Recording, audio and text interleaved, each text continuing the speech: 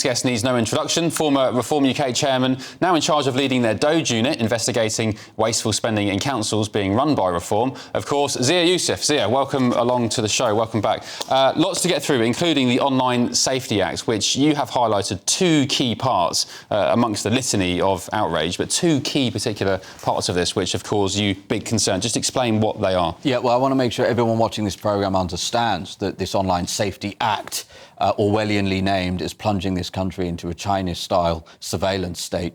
And so the two key things I want to flag inside the Act. Section 44, which allows the Secretary of State to unilaterally force Ofcom to change the rules about what needs to be censored and what doesn't, without an act of parliament, without a vote. So basically, it's a death knell of democracy in that respect. The second one is Section 179, which is even more insidious.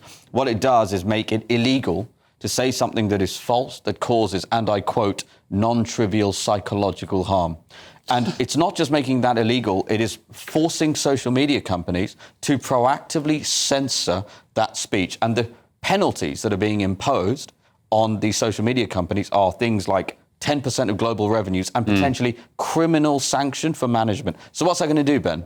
It's going to create an incentive structure for social media companies to over-censor, because that's the rational thing to do if you're trying to protect shareholder value. And we've already seen in the less than 48, I think 36 hours since this thing has come into force, we've seen protests against migrant hotels in Leeds being actively censored on X, by the way. And X is, thanks to Elon, supposed to be the last bastion of free speech. And we're seeing tweets which criticise immigration being censored. And now the Telegraph reported last night the Prime Minister has brought about a quote, and I quote, an elite police force not to protect British people from illegal migrants and the crime they're committing, but to monitor anti-migrant activity. We are slipping into a world which would, frankly, make Xi Jinping blush. Two really shocking points there. The sort of censoring of the migrant protests on X, for example, do you think that fell under the second point you mentioned there, which is non-physical psychological harm? Non-trivial psychological harm. So, yeah, exactly. So this is a totally different threshold to incitement to violence, which is one thing. Now the threshold is literally hurting someone's feelings, right? But here's the point, Ben. What's happening now? No, so what that comes under in terms of the Act is, quote, harmful content.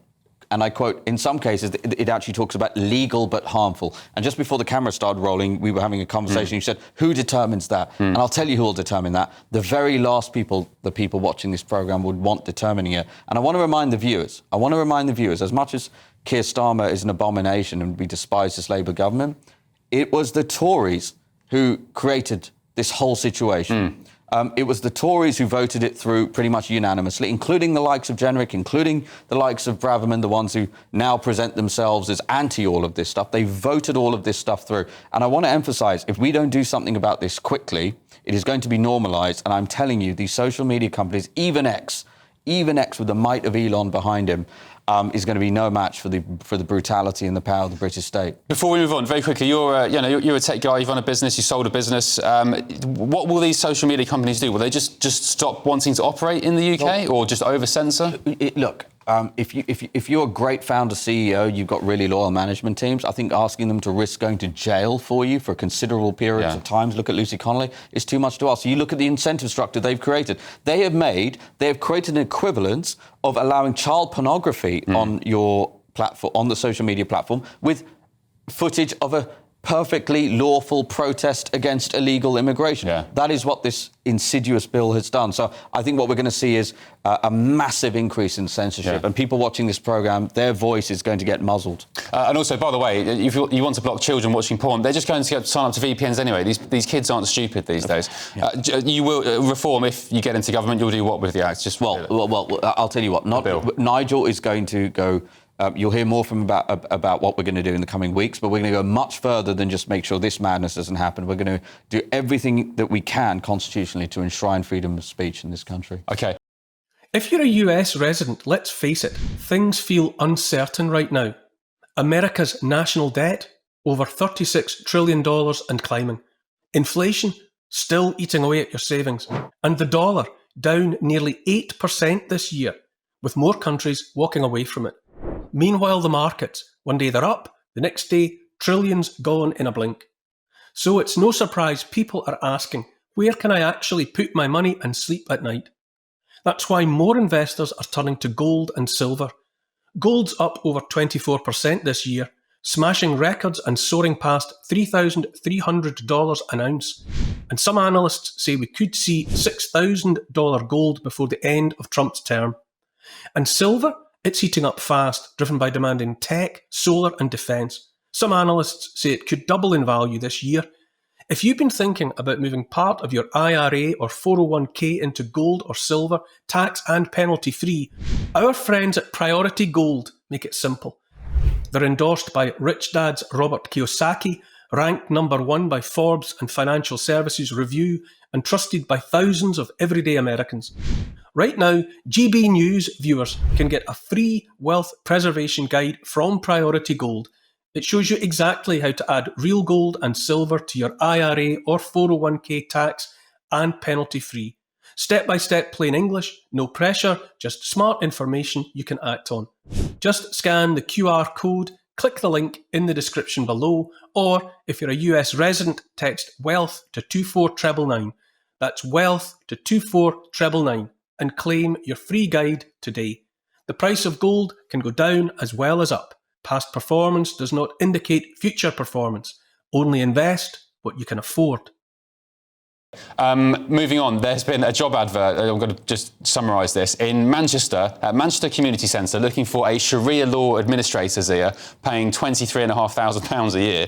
I thought Sharia Law wasn't active in this country. Why is a community centre hiring a Sharia Law administrator?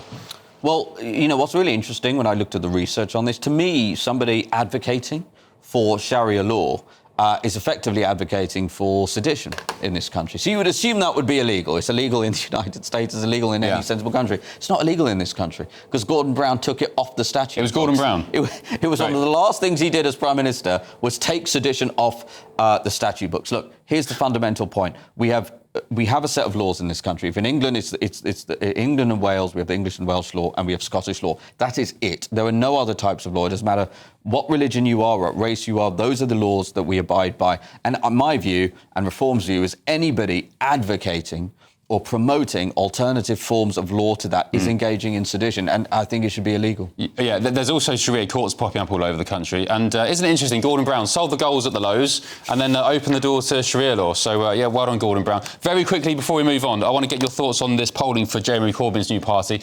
Some jesters are calling it Jezbollah, it's actually called Your Party, but they're splitting the Labour votes here, which I think, correct me if I'm wrong, in Reform camps you'd be celebrating, no? Well, look, we're still some time before the next general election, sadly. But if in two polls now have come out, Salvation, I think, and Find Out now, if you take the average of those, any analysis of that, inserting a Jeremy Corbyn party into the mix puts Nigel not only in number 10 Downing Street, but puts Reform north of 400 seats. I've always said we needed 350 to 400 seats to have the mandate needed to transform the country and reverse all of the damage that the Tories and Labour have done.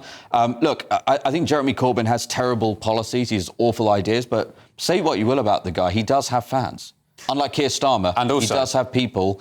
He stands up for things that he believes in. As awful as those things are, he has a big presence on social media. So does Zara Sultana. I think this is a huge threat to Labour. And yes, look, I think it makes Nigel being in number 10 that much more likely. Yeah, I mean, I've said what you just said there about Corbyn for the past couple of nights. You know, you may not. He's a massively raging commie and friends with whoever, but at least you know over the past 20 years what he stood for. Yeah. He's been authentic, whether you agree with his principles or not. You know what he stands for. When it comes to the Prime Minister, he doesn't believe in anything, so at least you can give Corbyn that. Finally, is Nigel going to be seeing President Trump over the next few days? I won't speak for Nigel, but I will say this. Nigel, he's obviously very good friends with President Trump. He has gone out of his way to ensure he does not interfere with United Kingdom-US relations. He is, as he has said publicly many times, at the government's disposal, because he's a patriot, to do whatever he can to improve that relationship. OK, great stuff. Zia Yusuf, thank you very much. Appreciate your company. Until next time.